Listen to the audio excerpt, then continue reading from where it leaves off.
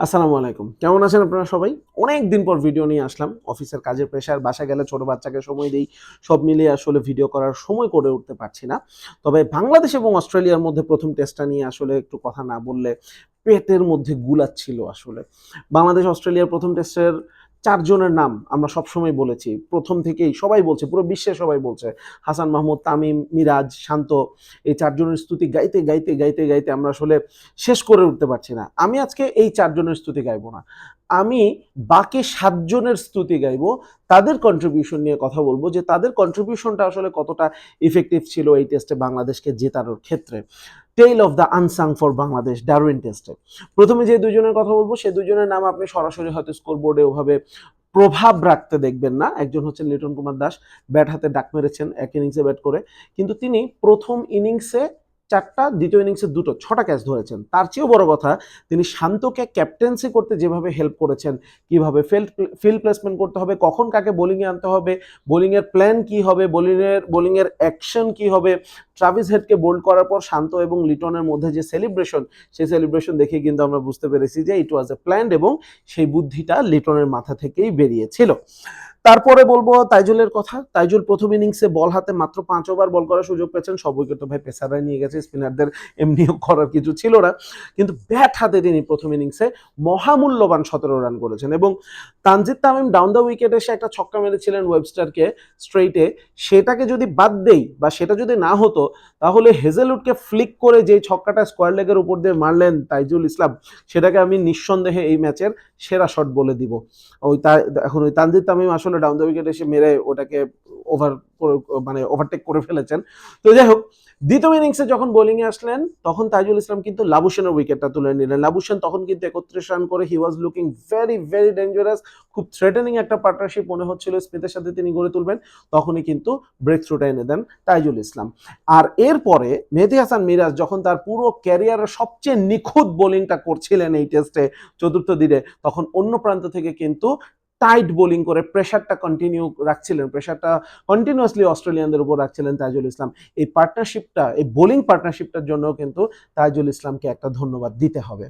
তারপরে আমরা নাম বলবো মুশফিকুর রহিমের। প্রথম ইনিংসে ব্যাট হাতে ৩৬ রান করেছেন, কিন্তু এই ৩৬ রানের পথে তিনি নাজমুল হোসেন শান্তর সাথে মহামূল্যবান ৬৬ রানের জুটি গড়ে তুলেছিলেন, যেটা বাংলাদেশকে কিন্তু ভালো একটা লিডের দিকে নিয়ে যায়।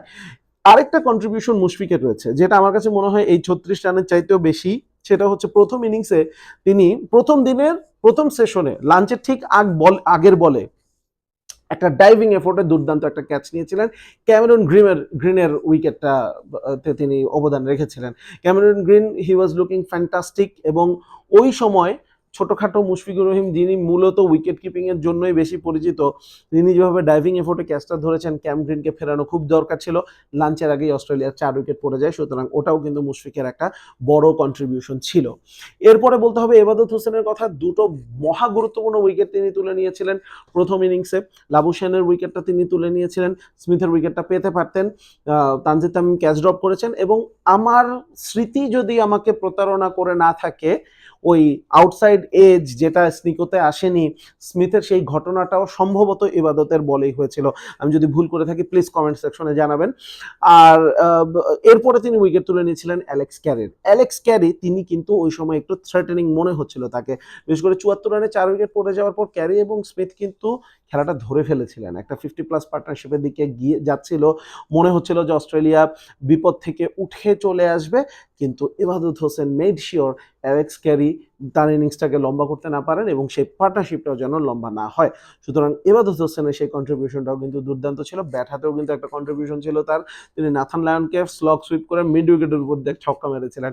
ভাই মানে তুমুল একটা প্রশান্তি পেয়েছিলাম মনের মধ্যে তার সেই ছক্কাটা দেখে। ইবাদত হোসেনের পরে বলতে হবে আবারও দুজনের নাম একসাথে বলবো, সাদমান ইসলাম এবং মুমিনুল হক সৌরভ। সাদমান ইসলাম প্রথম ইনিংসে মাত্র ২০ রান করেছেন, কিন্তু ২০ রানের জন্য তিনি ৩৫, ৩৬, ৩৭টা বল খেলেছিলেন। ৩৬ রানের একটা পার্টনারশিপ হয়েছিল তানজিদ তামিমের সাথে এবং সবচেয়ে ইম্পর্টেন্ট কথা, সেই পার্টনারশিপটা ৯ ওভারের মতো খেলে ৯ম ওভারে গিয়ে আউট হয়েছিলেন সাদমান। অর্থাৎ নতুন বলটাকে কিন্তু তারা মোটামুটি খেলে দিয়েছিলেন, যেটা মুমিনুল হকের জন্য কাজটা সহজ করে দিয়েছিল এবং তানজিদ তামিমের সাথে মুমিনুল বিশাল একটা পার্টনারশিপ করেছিলেন। সুতরাং সাদমানের সেই কন্ট্রিবিউশনটা, সাদমানের একই ধরনের একটা কন্ট্রিবিউশন কিন্তু সেকেন্ড ইনিংসেও ছিল।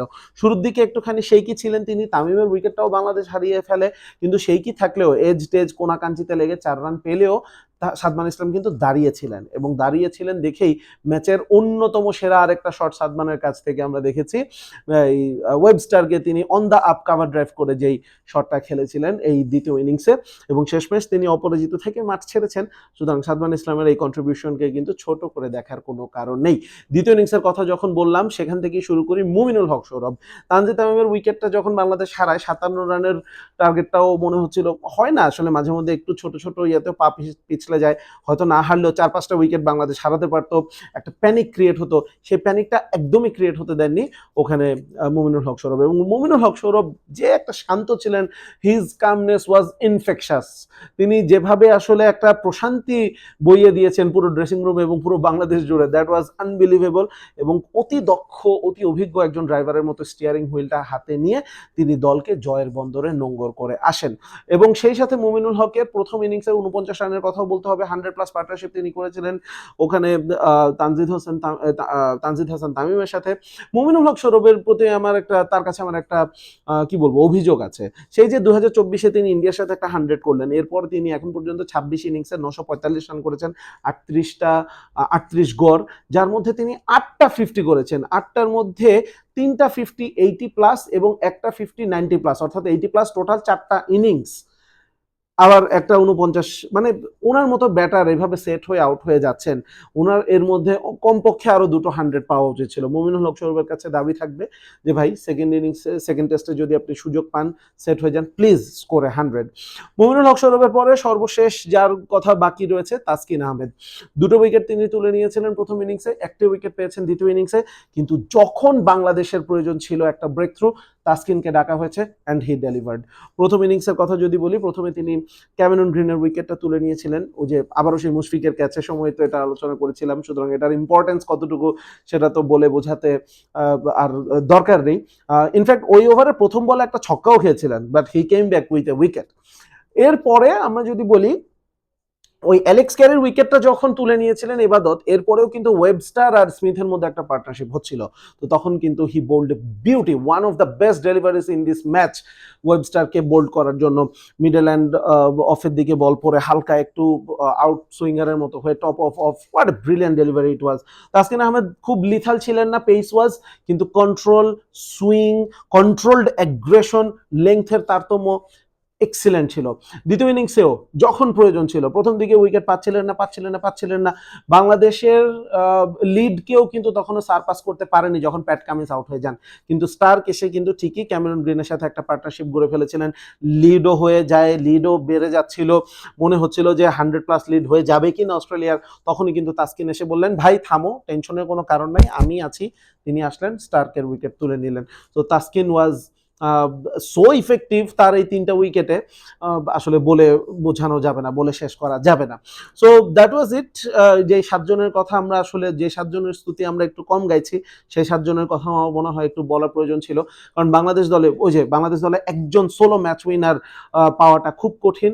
মাল্টিপল ম্যাচ উইনার্স, ছোট ছোট কন্ট্রিবিউশন এবং সবাই যার যার কাজটা ঠিক মতো পালন করা, এটা যদি করতে পারে তাহলে বাংলাদেশ ভালো করবে, যেটা অস্ট্রেলিয়াকে আউটপ্লে করে দিয়েছে। 4 দিনের একটা সেশনও অস্ট্রেলিয়া জিততে পারেনি। সেকেন্ড টেস্টটা বাংলাদেশের জন্য খুব কঠিন হতে যাচ্ছে, অস্ট্রেলিয়া ক্ষুধার্ত বাঘের মতো ঝাঁপিয়ে পড়বে, তবে বাংলাদেশ আমার মনে হয় যে মানসিক দৃঢ়তা যদি দেখাতে পারে, ভালো ক্রিকেট অবশ্যই বাংলাদেশ দেখানোর, ভালো ক্রিকেট খেলার কিন্তু তাদের যোগ্যতা রয়েছে। অ্যান্ড স্বপ্নের কথা মুখে হয়তো ওভাবে না বলাই ভালো, কিন্তু আমরা সবাই জানি আমরা কি স্বপ্ন দেখছি, কিন্তু সবার আগে আমরা চাই বাংলাদেশ একটা ভালো ক্রিকেট খেলুক। আর মোস্ট ইম্পর্টেন্টলি বাংলাদেশ এই সিরিজটা কিন্তু হারছে না, সর্বশেষ অস্ট্রেলিয়ার সাথে সিরিজও বাংলাদেশ হারেনি, অর্থাৎ বাংলাদেশ অস্ট্রেলিয়ার সাথে টানা 2টো টেস্ট সিরিজ অপরাজিত থাকছে, এটাই বা কম কিসে।